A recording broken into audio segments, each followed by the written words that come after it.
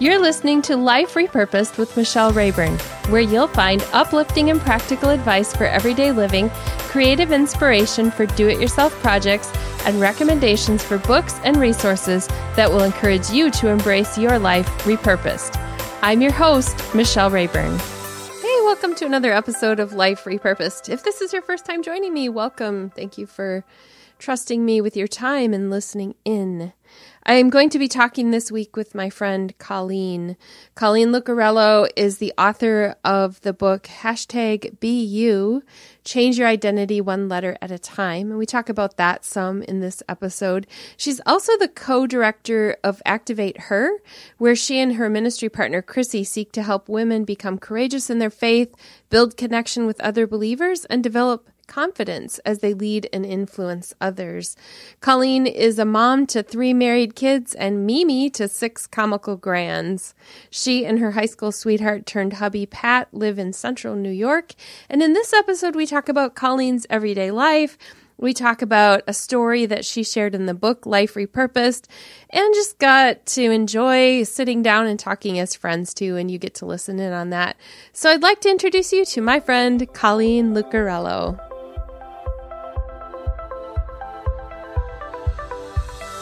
Welcome, Kolleen. It's so good to sit down and chat on Zoom. I think it's been about 2 or 3 years since I've been able to see you in person, and I'm really in need of some Kolleen time. Oh, that's sweet. I'm so happy to be here. I've looked forward to seeing your face all day. So Kolleen and I met through a writers group, and I went to a retreat out in New York where Kolleen lives. We went hiking together, and then we had the retreat. I got to stay at Kolleen's house, so I really got to know you. Really enjoyed your sense of humor, and I think we connected on a heart level just because our husbands were apparently separated at birth.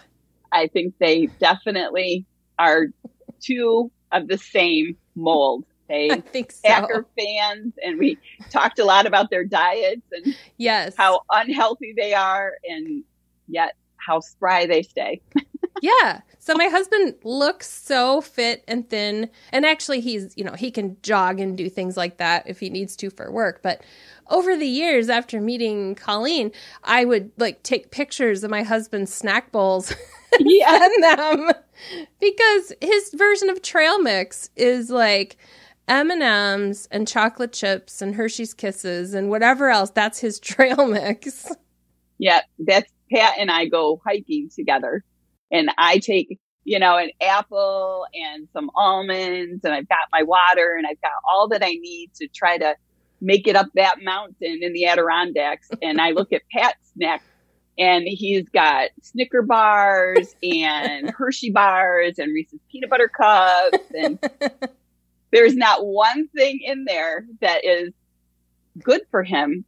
He drinks his Mountain Dew. I mean, it's ridiculous the amount of sugar that guy takes. And he's as thin as a rail. Yeah. It drives me nuts. Yeah, because then we both try so hard to keep ourselves healthy and, indulge in a treat once in a while. But you aren't going to find a pile of candy wrappers next to my chair in the living room. No, but you definitely will, Pat, that's for sure. I used to drink Mountain Dew, and I ended up having to go to the doctor because my heart was having palpitations. And he was asking me, he put me on a heart monitor for 2 days or something. And then I went back, and he was like, yeah, it's definitely, doing something here. So tell me about your diet. And every time I was having the palpitations was after I drank Mountain Dew. I had to give up Mountain Dew. I mean, it's ridiculous. And I watched Pat just consume it like it's water, Oh, these men. Yeah. Wow. So someday our husbands will meet each other. That would be fun. So the other way we've connected at the heart is through our writing. And you have a chapter in the new compilation book, Life Repurposed, and you tell a little bit of your story. When I listened to you when we first met, I connected with your sense of humor, but also with some of the things you've talked about that are in your story in the book as well. Some struggles with family members, learning to keep your mouth shut. I have a little bit of sass in me, and I sensed that you had a little bit of that too. Well, you would be correct. I definitely have a little bit of sass in me. And, as I got married when I was 19, Pat and I were high school sweethearts, and I got married shortly after, I think it was a year after high school. And I came into a marriage, kind of gonna just prove to everybody that they were wrong about me and they were wrong about us, and we were gonna make it, and nobody was gonna tell us how to make it. So I came in to a marriage with some sass, and I butted heads tremendously with my father-in-law, especially. We were constantly at odds. And I look back on that time now and I feel so bad because I recognize how much trouble it was for Pat to have to be in the middle between his parents and his wife. You know, we would leave, we'd go to visit and we would leave, and we lived 4 hours from home. And I really believe that was God's saving grace for us, because I don't know where we would be, honestly, if we had lived close to family. But because we lived away from family, he could listen to me vent the entire 4-hour drive that it took to get us home. I would just rant and rave and go on and on about, you know, they said this and they did this and you should have done this and you should have done that. And this is what I need from you and you're not giving it to me. And I look back on that and I think, oh my goodness, I just put him in so many hard places, you know? I feel like I did that a lot with my husband too. We only lived about 30 minutes away at the most when our kids were little, but I did that with him and his mom. And looking back too, I wish I could undo it because the kids were in the back seat listening to me. And we've talked about it because they heard what I said. And there were times where I had to reassure them, no, you can still love people, but I don't see things the same way. Yep, for sure. We definitely can relate to that because my kids definitely heard a lot. And it was hard because it was the same thing. It was then teaching them that you can have a different opinion and still love people. You know, it was hard. It was hard. Yeah, you said something that I never thought about before. I got married at 20 also, and my husband and I were high school sweethearts. I never thought about the fact that some of the things that I did were to prove to other people. I haven't thought about that. You know, like there were people who said, you're too young, you're not going to make it. You don't know anything about life. And actually we didn't, we didn't know anything about life. I was as immature as I could have been, but I didn't see it then. But yeah, we do sometimes do things to try to prove to other people that we're worthy, that we've got this. Were there other areas where you felt like you were trying to prove yourself? Well, I think that a lot of my story is based on control. I was a control freak. And when I look back now, and I feel like God through the years has just helped me understand that the reason that I was such a control freak was because I wanted everybody to think and believe that I was this perfect mom, this perfect wife. I had it all together, that, you know, my kids were well behaved. I had my first when I was 20. So not only to get married when I was 19, then I had a baby a year later. And, you know, there were issues with people thinking that, you know, I was too young to be a mom. I was too young to be, you know, you're going to mess this kid up. Right. And so I just lived so many years believing this lie that everybody was thinking about me. And that's something really cool that the Lord has recently been showing me, is that I think the world revolves around me. I think everybody's thinking about me. I'm walking underneath this weight of belief that people are assuming the worst of me. People are judging me for whatever. And the fact is, they're too busy to care. You know, it's good to have that self-awareness. There's been times where I look back and I think I operate under this idea that everybody else isn't smart enough to figure things out on their own. And so I tend to be a control freak in a different way of like, I need to tell everybody the right way to do things. Have you ever had an Enneagram done? The Enneagram personalities? I have done those, but I honestly, they just go in one ear and out the other. I can't ever remember what I am. I'm a type 1, which is the ones that want to have the world all in order. Well, I think I probably relate there because I would like that too. It's like there's a right way to do things. Yeah, right. And that's the problem with it. It's like my way or no way. And so I've had to learn that. How have you found, like, even in your marriage, learning to do things someone else's way? Well, I share this. I mean, the perfect example of that is the story I share in the book. The day that I realized that I was fighting for control when it came to my father-in-law, I had such a grip on control that I couldn't see him for who God made him.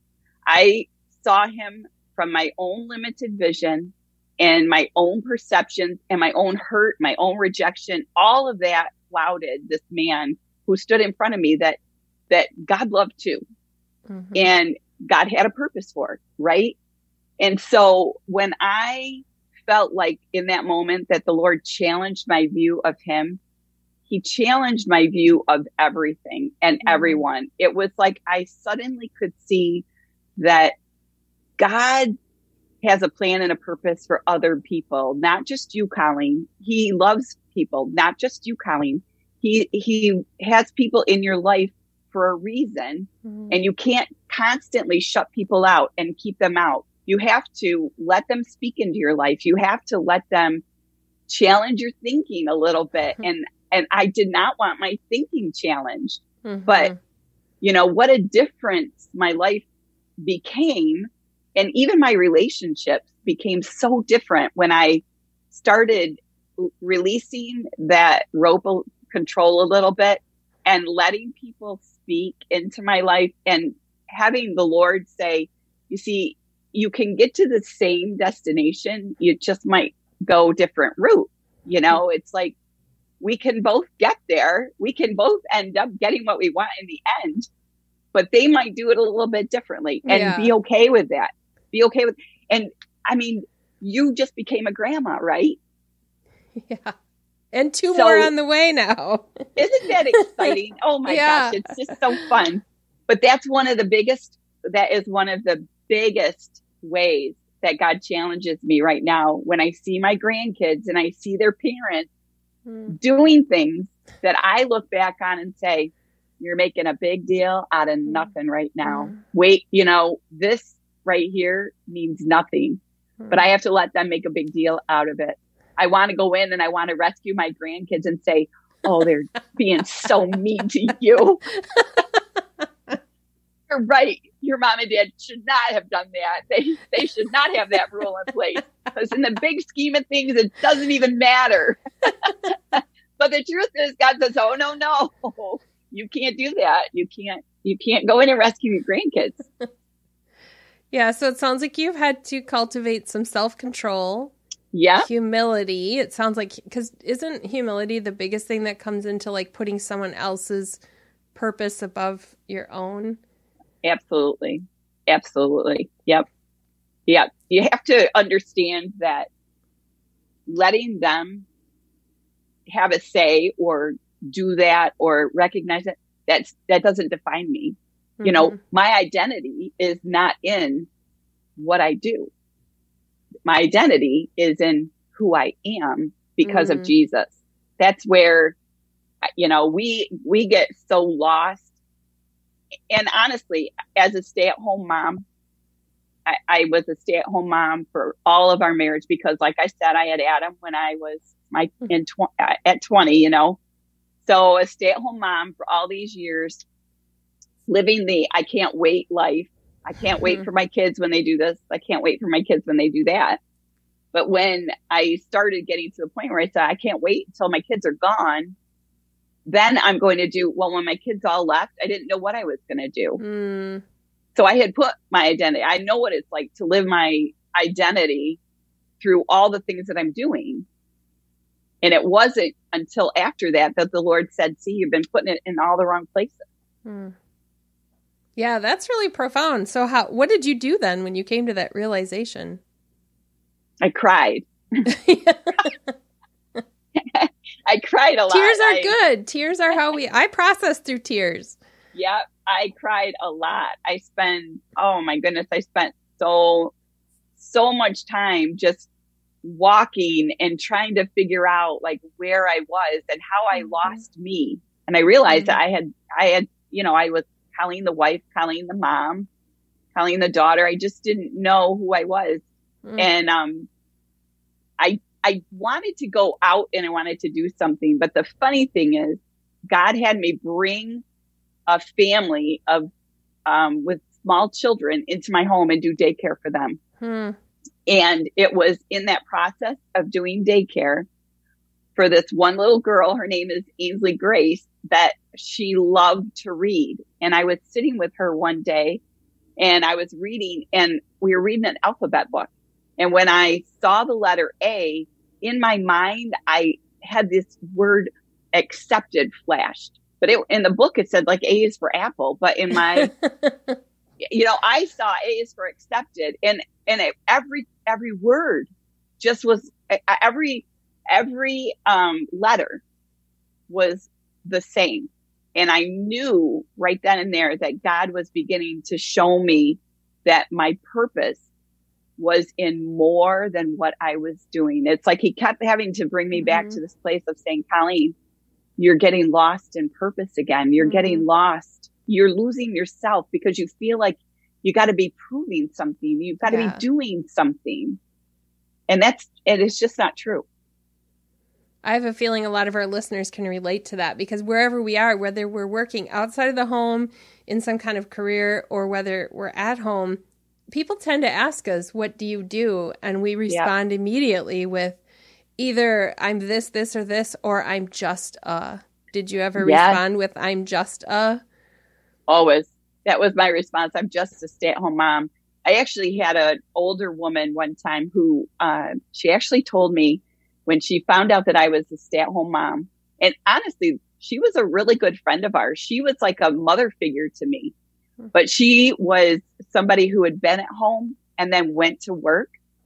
And she said to me once that I was an anchor around my husband's neck because I was just a stay-at-home mom. Wow. And I was crushed by that.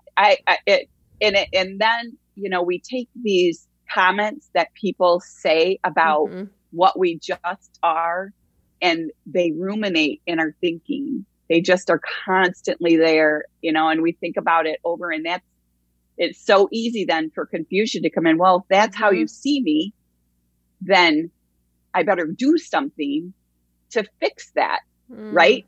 So then we set off to change it somehow, instead of becoming this place where you say, you know what, I'm more than just because God calls me, his daughter. I'm accepted. I'm beautiful. I'm loved. I'm cherished. I'm all these things that God says about me. So you can think that I'm just all you want, but I know just who I am. Yeah. In Jesus. So when did you start writing about that? Because I know it turned into a book, and we're going to talk about that when we talk about resources. That's actually when I started writing about it. Was that day, that night, I had said goodbye to Ainsley, sent her home, and I just felt this thing inside of me that said, I got to write this stuff down. So I started going through the Bible, and I started finding different verses that talked to me about who I felt God was saying I am. A is for accepted, Ephesians 1:3, you're accepted in the beloved. And so as I started to do that, I just sat at the computer and I just started writing out my thoughts. It's funny when I hear people say, I always wanted to be a writer. I always knew that I was going to be a writer. I had no idea. I had absolutely no idea. It was like the furthest thing from my mind that God would ever call me to be a writer. And I think, and a speaker too, and this is one of the funny things that I think about speaking, is I always got in trouble for talking. I always was in trouble. I was talking in school when I shouldn't have been. I was blurting out sharp, sarcastic responses. I was always in trouble for talking. And then all of a sudden, God's like, here you go. Now you're going to write, you're going to speak. Okay. I think I love his irony because he gives us a platform long before we even thought about a platform. Exactly. It's so funny.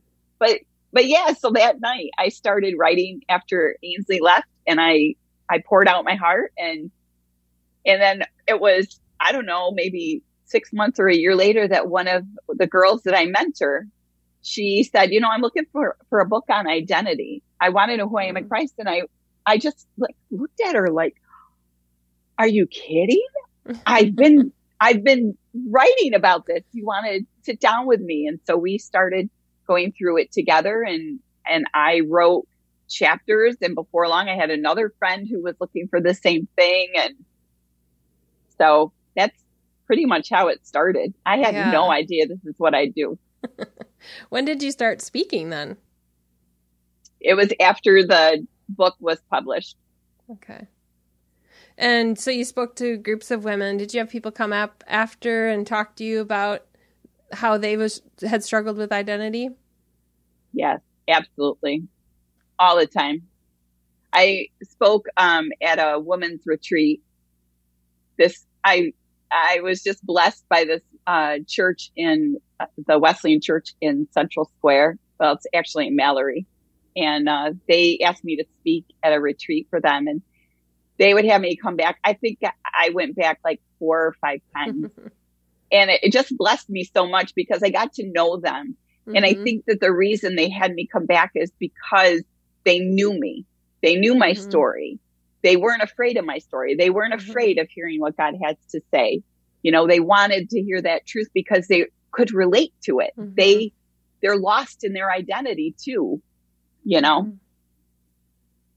I think there are listeners out there who have struggled with that too. And you have so much wisdom to offer. It's a process, isn't it? It's not like absolutely. Our before and after is not like an instant thing. It's like I look back and I think who I was 5 years ago and who I was 10 years ago and who I was 30 years ago are all different people. Yeah. Oh, absolutely. Absolutely. I'm not sure I would want to be friends with my 25-year-old self.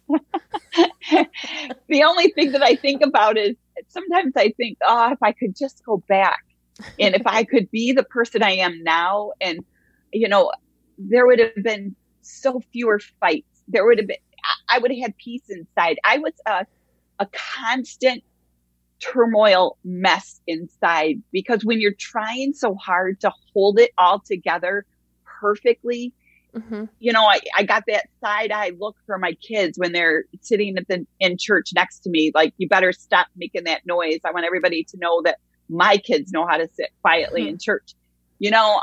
I was a mess on the inside. I was a mess. And I remember that moment where all of a sudden I thought to myself, I feel peace. Wow. I recognized it. This constant turmoil, like my gut was hurting because I was so afraid of something being out of my control. I remember that day that I thought, wow, I don't feel like that anymore. That's a miracle. It was like right then and there, I wanted to fall on my face and say, I believe in you, Jesus. You really are who you say you are. Well, that's true though. Like, I have known Christ my whole life and had accepted Christ as a little child, then rededicated my life to the Lord when I was an older teenager. But, it isn't until our identity is secure that it really all makes sense. We're still struggling. So, I probably was more in my mid-30s when pieces started to come together. Yeah. Yeah, that's how it was for me. I was raised in the church too. And I think back sometimes and it's like, wow, I should have paid attention a little bit more, but I surely did not. You were talking in class. I was talking to my friend Jeanette, who was sitting next to me, and my mom was giving me that side-eye look saying, stop talking. We used to go to this little corner store and we used to buy candy in between Sunday school and church, and we'd buy all this candy. And then Jeanette and I would sit next to each other and we would try really hard to open the candy without making any noise. It didn't work very well. So when you think about it, you always have ambitions and goals. What has changed from when you're trying to prove yourself and find your identity to when you know who you are in Christ and you have goals from that? Like, what's different about like your ambition now in life? Well, right now, it's not about me anymore. Mm-hmm. It's not about me trying to fulfill something to make me feel good. It's about me walking down that path that God has for me to walk down, because I know when I'm on that path that he's getting glory. It's about him getting glory. It's about him showing off. I want him to show himself off in big ways for women who are caught in this cycle of having other people define them, having their jobs define them, having unmet expectations define them. When I get to walk beside somebody and I get to tell them a truth about what Jesus says about them and what he died to give them, oh, I get giddy inside. Yeah, and that's the whole idea of a life repurpose. It's why I started this podcast and why the book came out of it, is because each one of us has a different version or a different story of how God has worked in us. And I get excited when I read other people's stories. I cry when I listen to them tell their story, because it is beautiful. All the ugly parts become beautiful when it points to God.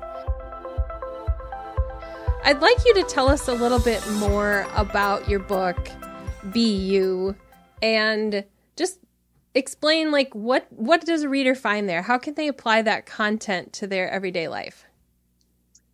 Well, what they're going to find there is a whole lot of me. they're going to get to know me. When I wrote that book, I had no idea that it was going to be a book. I thought I was just pouring out my heart and soul to the Lord, and I changed some things, but I didn't change everything. And one of the things that I hear most often by people who read that book is, you are so authentic. And that's what I want. I want people to know that I'm not telling them something that I don't know, because, I'm not trying to hide anything. I'm going to be as real, as honest with you about who I am and where I've come from and what I've walked through. And I know, because I know the changes that God has done in me. I know the peace I feel. I know my relationships are different. I know that my relationship with Pat is different because of what he's done inside of me. He did repurpose me. He took, there are times, some days I feel like I look back, like I said, and I go, oh, I wish I could do that all again. But you know what? That's where the repurposing comes from. That's where we learn. And that's why Be You is just learning to be who you are. We've got to stop hiding behind shame and letting shame keep us silent. We all messed up. We've all done things that we're not proud of, and that we've all been hurt. We've all felt crushed, but we don't have to let that define us. We let Jesus define us, and then we learn how to take everything that he's offered and reshape that into the person that he has created us to be. Does that make us perfect? No, absolutely not. Believe me, there's no perfection. And I'm okay with that. See, a long time ago, I wasn't okay with that. I wasn't okay with not being perfect. I felt like I had to be. But I'm okay now not being perfect. I make mistakes all the time.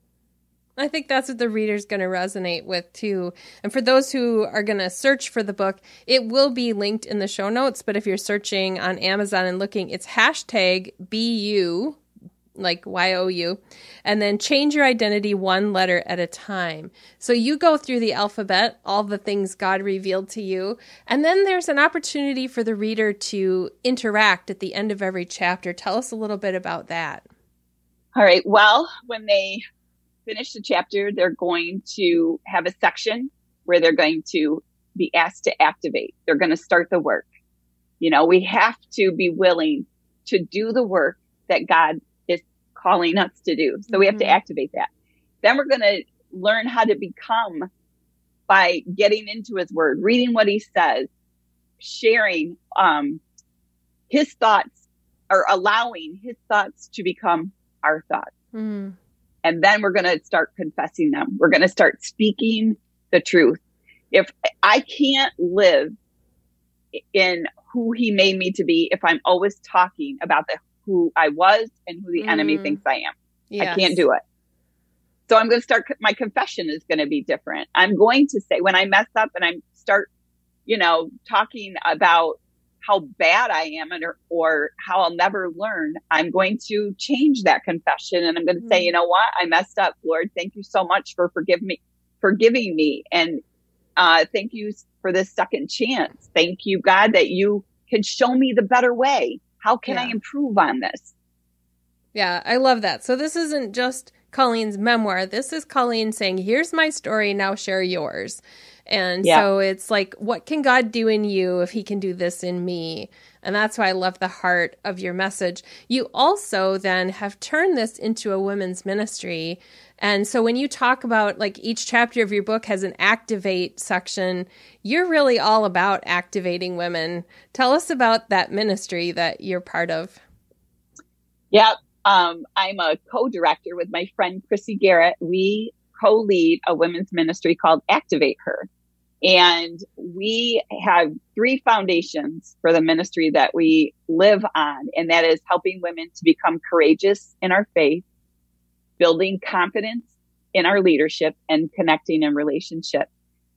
We are not going to allow God to define us if we're afraid of it, if we're afraid of that faith. And being courageous in our faith means that we are actually going to stand up against anyone who tells us that we're not who God says we are.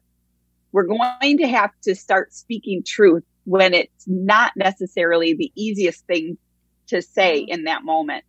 That's courageous faith. And a lot of women believe, I never saw myself as a leader. I wouldn't have called myself a leader in any given moment at any given day. But I was an influencer in my home. I was an influencer in my relationships with my friends. And so we have a lot of women who say, well, I'm not a leader. Yes, you are. You are influencing someone. So let's become confident as we influence. We build that courageous faith. We are confident in influencing people towards Jesus. And then there's the connection piece. We need connection. And one thing that I really am sad about is social media has been great in the aspect that we can connect all over, but we've lost that face-to-face intimate connection with one another. And so we have chapters that meet. Right now we have a majority of our chapters are in New York and central New York, where we're from. We just are going to birth a new chapter. So we'll have 6 chapters. And it's just so exciting to watch God do this. It's like he's spreading out, and it's crazy fun to watch what he does. And then we have a chapter down in Virginia. And so these women are hungry. We're hungry for one another. It doesn't matter what denomination you are. The core of the message is we love Jesus. And because we love Jesus, we can come together and we can love each other. And when we love Jesus and love each other well, we are like Jesus then. We are being Jesus to one another. And that's what we're about. That's what we're living for. I love that. So I'm going to have a link in the show notes to Activate Her, because it's active with the number 8 in the middle. And so I'll link to that. If a listener is out there who wants to start a chapter, they can start one anywhere. And you you and Chrissy coach people through that process. They can apply to have a chapter. So they'll find that on the Activate Her website, correct? Yep, they sure will. All right. So that's one way for people who are listening to gather some people and grow a group of women who are bonded together, who are seeking God for their identity. I love that your ministry is really merged with what God gave you in those simple ABCs while doing a home daycare. I love that. It's come all the way to this place now. Yeah. Isn't it funny? And I laugh at God when I say, the very thing I couldn't wait to stop doing, taking care of kids, the very thing that I spent my whole life saying, I can't wait till I can do this. And I can't wait till I don't have to be at home anymore all the time. I never left my home. He had me bring kids in, and then I did daycare for my grandkids, and now I'm home writing, and it's just funny. We just need to learn how to be a little more content right where God has us where we in are. This season. Yeah.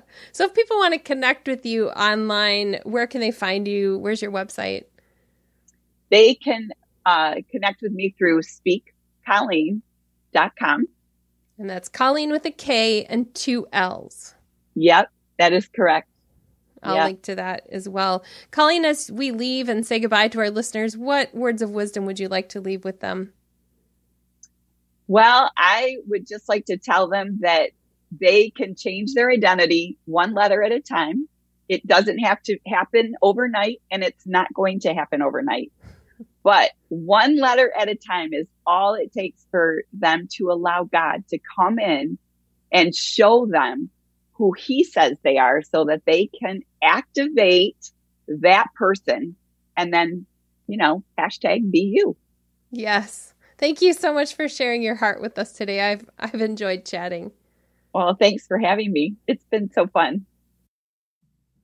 And there you have it. Another episode with another wonderful guest. I love talking to Kolleen. So you'll find the show notes at michellerayburn.com for this episode. You'll be able to find out more about Activate Her and about Kolleen's book. And you'll also find a link to the book Life Repurposed, where you can read Kolleen's chapter, which we alluded to in this episode, but really didn't get into the heart of. So you get to read more about her there. If you haven't already joined our Facebook community, I invite you to do that. We'll continue to talk about this topic in the coming week, talking about our identity, and we'll just have a little discussion there about where you have found help in rooting your identity in Christ. To find that group, you can just search for Life Repurposed Community on Facebook, or you'll find a link always in the show notes to that. There's a couple membership questions to fill out just so that we make sure there are real people that are joining the group and that you're agreeing to be kind and courteous to all of the other members. So that's an important step. Thank you so much for joining me. I will be back next week with a solo episode where I continue to talk about all of the issues that relate to our everyday lives. I'm always looking for more input on what resonates most with you, so feel free to send me a message or join that community on Facebook where you can give some input on some topics that we should cover in future episodes. Again, thanks so much and have a great week. You've been listening to Life Repurposed with Michelle Rayburn. Check out tips, resources, and inspiration at michellerayburn.com. I'd love it if you would subscribe to the podcast on your favorite platform, Apple Podcasts, Google Play, iHeartRadio, or Spotify. I'd also love it if you would like, review, and share the information about this podcast with your friends. Thank you so much for listening.